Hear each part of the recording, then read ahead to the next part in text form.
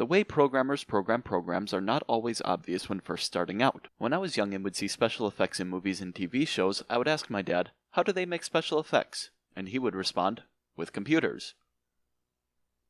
Despite being the most generic answer you could possibly give, I could barely pronounce the word breakfast at the time, so who was I to question such a reasonable and well thought out explanation? And so, with a solid foundation, I went on to attempt to program several times throughout my middle and high school career. You'd think that after trying and failing hopelessly to learn something new several times over the course of years, I'd get the point and try something else. Lucky for, well, somebody probably.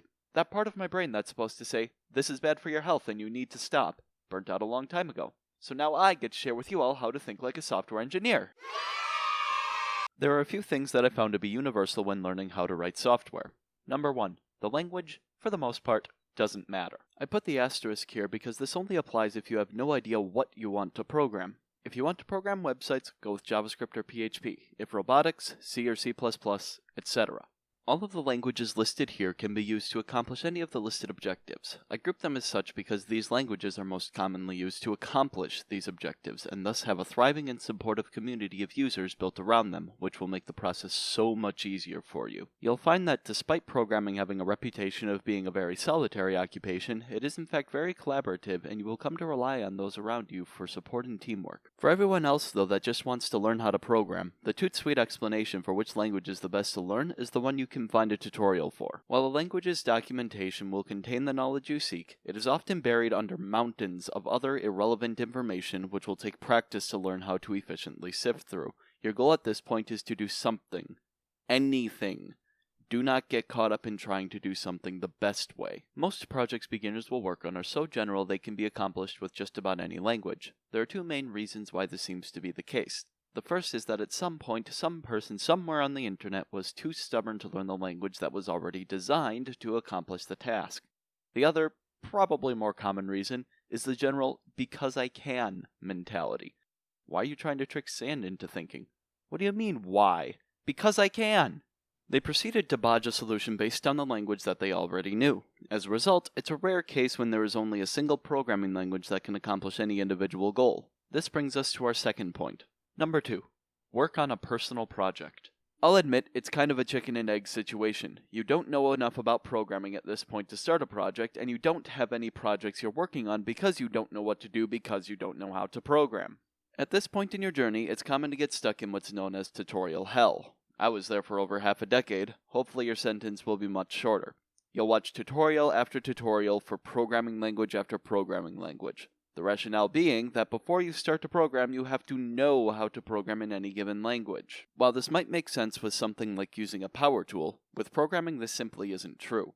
You'll never know everything a given language has to offer, and you will always be learning. It is an evolutionary process rather than a singular moment where you just know how to program. Your best chance to learn how to program is to pick an idea that sounds cool, and yes, without knowing how to program at all, figure out how to make it.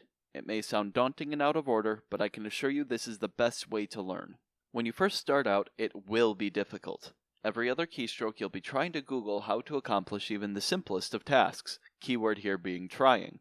Oftentimes you won't even know the name of what you're trying to accomplish, so you'll be stuck with Googling random phrases in an attempt to describe what you're looking for. Over time, you'll learn that just like a hammer is a tool for a carpenter, search engines are a tool for software engineers. Just like a carpenter, you too will learn the best way to use your tool. You'll eventually start to remember solutions to problems instead of having to look them up every single time. It gets easier, I promise. Just stick with it. Number 3. Break down problems. While every program is unique in its own design and application, the solutions to most programs can often be discovered by a series of common strategies. The first, and probably the most significant of which, is to solve problems and then write the code.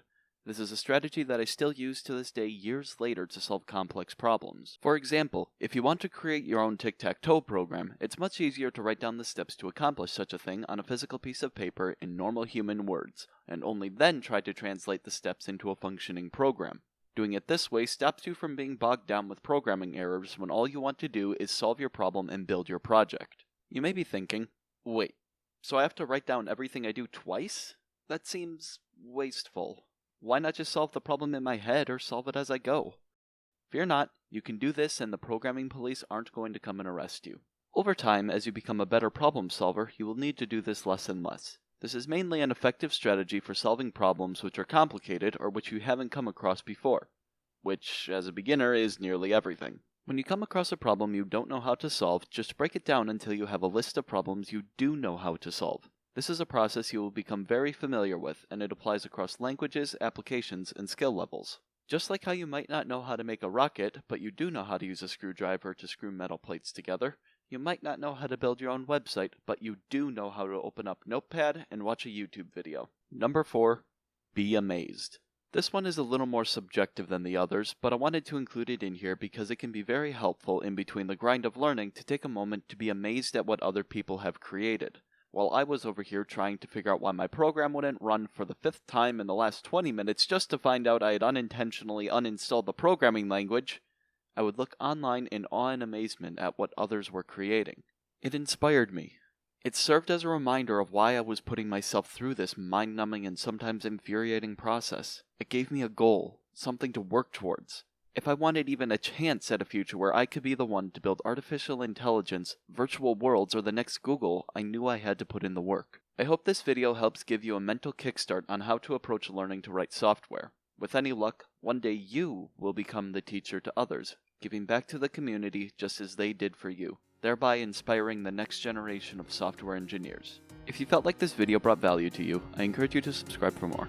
If you want to support me in other ways, the article version of this video is linked in the description below, as well as the Patreon, where viewers can help decide what topics I make videos on next.